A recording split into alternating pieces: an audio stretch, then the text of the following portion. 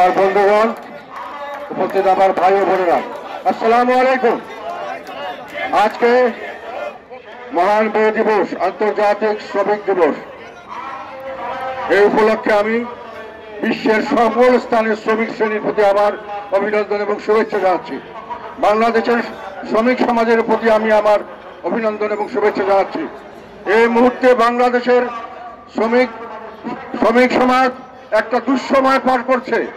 হাজার হাজার নয় লক্ষ লক্ষ শ্রমিক বেকার হয়েছে এবং লক্ষ লক্ষ শ্রমিক সামনের দিকে বেকার হওয়ার জন্য তারা উৎকণ্ঠায় দিন কাটাচ্ছে। আজকে চাকরি আছে, কালকে থাকবে কিনা তার কোনো ঠিক নাই। সাধারণ শ্রমিকদের যে চাকরি স্থল, যে মিল কারখানা, সেগুলোকে আগুন দিয়ে জ্বালিয়ে দেওয়া হয়েছে। অনেক ক্ষেত্রে তাদের র মেটেরিয়াল গুলো জ্বালিয়ে দেওয়া হয়েছে, ব্যবসা মেশিন পত্র ধ্বংস করে দেওয়া হয়েছে। তাদের পক্ষে আবার নতুন করে সেখানে চাকরি করা সম্ভব হবে না।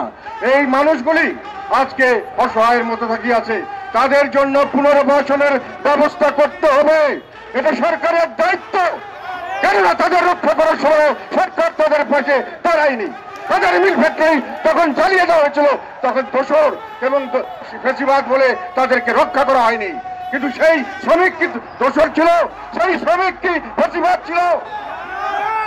মালিকদের তো যাই হয়, কিন্তু শ্রমিক, লক্ষ লক্ষ শ্রমিক আজকে তাদের অর্থের অভাবে তারা অনাহারে দিন কাটাচ্ছে। সামনের দিকে তারা অনাহার, তাদের কি অবস্থা হবে তারা জানে না।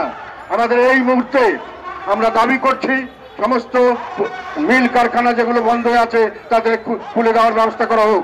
যে যে শ্রমিকরা চাকরি হারা হয়েছে তাদের কাছে চাকরি দেওয়ার বন্দোবস্ত করা হোক। মানুষের হাতে টাকা নেই, শুধু শ্রমিক শ্রেণী নয়, কৃষক শ্রেণীর হাতে টাকা নেই। কৃষকরা ফসল উৎপাদন করছে, তার দাম পায় না।